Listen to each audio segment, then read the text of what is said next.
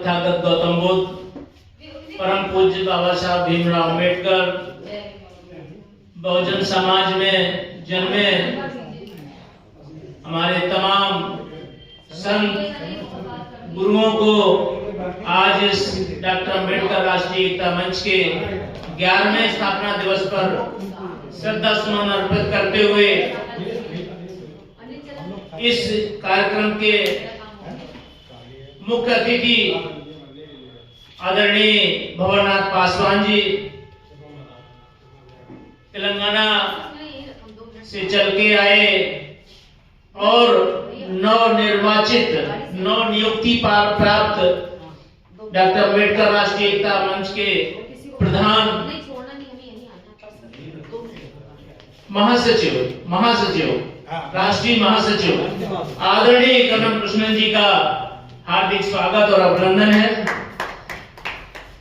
मंच पे विराजमान प्रदेश के अध्यक्ष आदरणीय आसाराम सरोज जी, प्रदेश उपाध्यक्ष आदरणीय राम सुजीवन जी,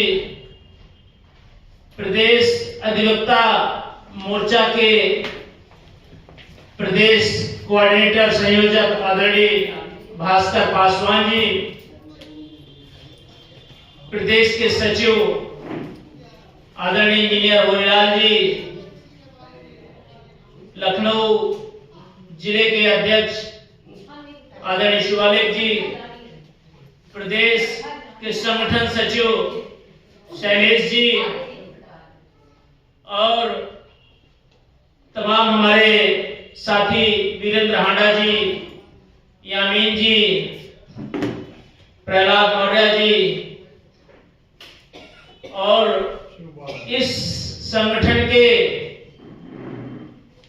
सबसे कुशल रणनीतिकार और संगठन को सफल बनाने में योगदान करने वाली हमारी रचना बिटिया जो दिखाई कम देती हैं कार्यक्रम में सक्रिय भूमिका निभाते हुए लेकिन मौजूद हमेशा रहती हैं, चाहे वो फूल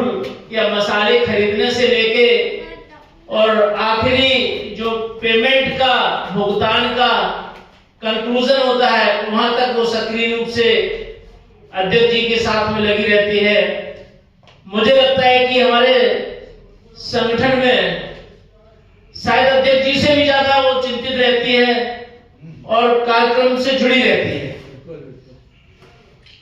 हमारे संगठन के कार्यालय सचिव अभी यहाँ उपस्थित नहीं है लेकिन अपना पूरा काम करने के बाद यहाँ से निकल गए हैं, उदय भैया जी, इन सबका बहुत बहुत धन्यवाद और स्वागत है। साथियों, अभी अभी जो कनम कृष्णन जी के प्रस्ताव से राष्ट्रीय अध्यक्ष जी ने जो हमको जिम्मेदारी दी है प्रधान महासचिव के पद को सृजित करते हुए, मैं तो सबसे पहले आभार व्यक्त करता हूं। देखिए, जिम्मेदारी पद सृजित करने से ज्यादा होती है कि यह पद पर आसीन होने से ज्यादा होती है उसको अपनाने से। हम जिस संगठन में पिछले 14 साल से अपने विभागीय संगठन में काम करते हैं उसमें भी हम यही बोलते हैं कि हमारी कार्यकारिणी की या संगठन की एक संरचना होती है, उसके तहत हर एक पद पे एक एक जिम्मेदारी के लोगों को बिठाया जाता है, लेकिन आगे वही बढ़ पाता है। यह जिम्मेदारी के तौर पर वो सक्रिय तभी हो पाता है जब वो उस जिम्मेदारी को वो अपनाए और ले। संवैधानिक रूप से हर एक पद की एक रूपरेखा बनाई जाती है, एक लिमिटेशंस बनाई जाती हैं, लेकिन अगर कोई भी सक्रियता ज्यादा दिखाते हुए उस लिमिटेशंस को पार करता है तो उसकी जिम्मेदारी स्वाभाविक रूप से बढ़ती रहती है और समाज में या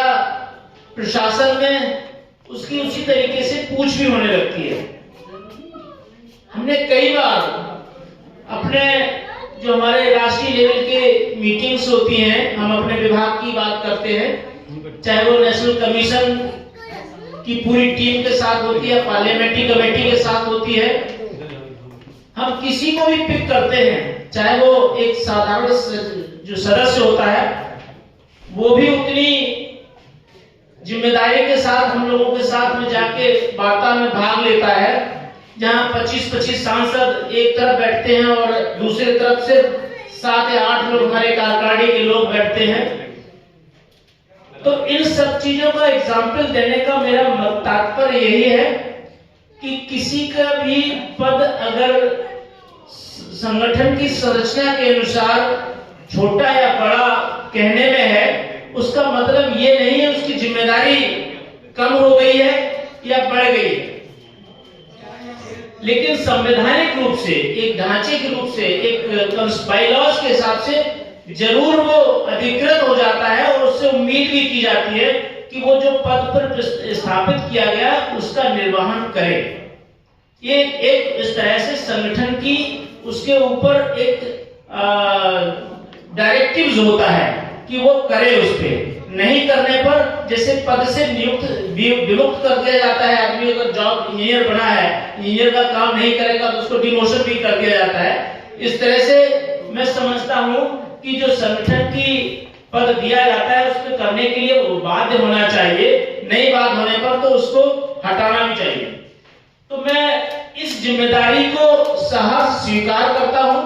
और मैं प्रयास करूंगा कि हमें जो जिम्मेदारी दी गई उससे कहीं ज्यादा आगे बढ़ के संगठन को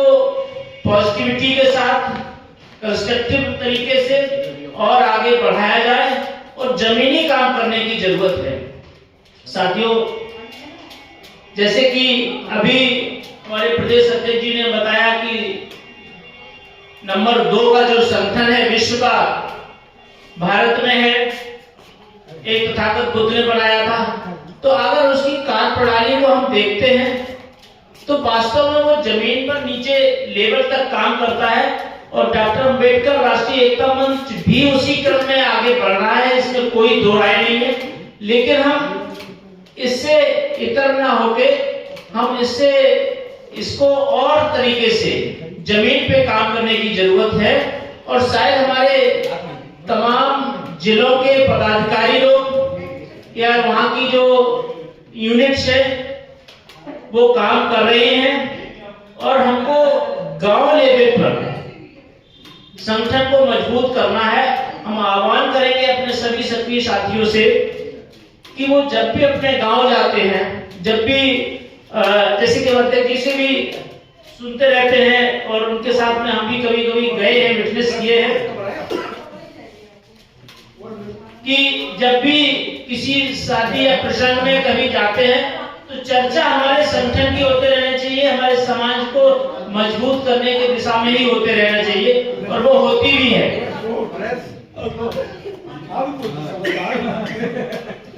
तो हम सभी अपने संगठन के पदाधिकारियों से अनुरोध है कि जो हम काम करते हैं उसको हमेशा चर्चा में रखें, क्योंकि आधा काम तो आपका तभी हो जाता है चाहे आप बस पे सफर कर रहे हैं, ट्रेन में सफर कर रहे हैं, जर्नी कर रहे हैं और आपका जो उद्देश्य है अपना भला करना और समाज का भला करना, वो हर जगह चर्चा में रखें। और जब वो चर्चा में रखेंगे तो मुझे लगता है कोई ना कोई सुनने वाला एक आपके समानांतर विचारधारा का होगा, आपके संगत विचारधारा का होगा, तो उससे मोटिवेट होगा और उससे आपके साथ में आके बात करने लगेगा। ऐसे 1 से 2, 2 से 4 लोग बनते हैं और आपकी जो बाबा साहब की या हमारे महापुरुषों का जो उद्देश्य था, जो बीच में अभी पूरा नहीं हुआ, पूरा कोई भी चीज होता भी नहीं है, उसमें हम आगे बढ़ाने में सक्षम होंगे और अपने संगठन को और मजबूत बनाने में आगे बढ़ पाएंगे। तो हम सभी पदाधिकारियों से यह अनुरोध करते हैं कि जो जिस जिम्मेदारी पर है अभी वो अपने संगठन को वहां पर जो आपकी कार्यकारिणी है, अध्यक्ष, उपाध्यक्ष, सचिव और सदस्यों की वो बनाए और जन संपर्क को हमेशा कायम रखें। दूसरा एक जो हम बोलते हैं हमेशा कि हमारे समाज को आर्थिक सशक्तिकरण करने की जरूरत है उस पे मैं यही कहूंगा कि देखिए जो वर्तमान हालात हैं देश के कि सरकारी नौकरियों में रिजर्वेशन इनडायरेक्टली खत्म किया जा रहा है, तो सरकारी नौकरियां बहुत कम हो रही हैं और प्राइवेट में जो तौर तरीका होता है नौकरियां मिलने का वो भी कम हो रहा है। तो क्यों ना हम जो पदों की या जो सर्विसेज को चयनित करने के लिए या सृजित करने के लिए हमको छोटे से लेके बड़े उद्यम में घुसना चाहिए और जो भी सक्षम लोग हैं आर्थिक रूप से हैं जो सर्विस में रहे हैं उनके पास थोड़ा सा आर्थिक सशक्तिकरण है तो अपनी नई जनरेशन को वो चाहे घर से चालू हो या समाज में हो मोहल्लों में उन लोगों को मोटिवेट करें। हम देखते हैं कि हमारे गाँव में जनता बहुत है, नवयुवक बहुत है, लेकिन जो उनको कामों में लगना चाहिए वो सिर्फ नौकरी की तलाश करते हैं या फिर सब छोड़ के बैठे रहते हैं घर पे टाइम पास करते हैं। क्या हम उनको कनेक्ट कर रहे हैं कि नहीं कर रहे हैं? मुझे लगता है कि हम लोग थोड़ा सा डिस्कनेक्ट हो रहे हैं। हम गांव में जाते हैं तो अपने घर तक सीमित होते हैं और वापस आ जाते हैं। हम अपने मोहल्ले में भी लोगों से चर्चा करें और उनको मोटिवेट करें। शायद अगर हम ये फ्रीक्वेंसी बढ़ाएंगे तो हमारा समाज जो पीछे पिछड़ गया है वो आपसे मोटिवेट होगा, आपसे इंस्पिरेशन लेगा और आगे बढ़ने में आप इनडायरेक्टली और इनडायरेक्टली उसके एक जो मोटिवेटर के रूप में काम कर पाएंगे। ऐसी मैं जो कल्पना करता हूं और सभी लोगों से रिक्वेस्ट करता हूं कि इसमें आप थोड़ा सहयोग करें। इन्हीं शब्दों के साथ मेरे ऊपर जो जिम्मेदारी दी गई है मैं उसको और अच्छे ढंग से निर्वहन करने की कोशिश करूंगा। सभी लोगों को बहुत बहुत साधुवाद। जय भीम, नमो बुद्धाय।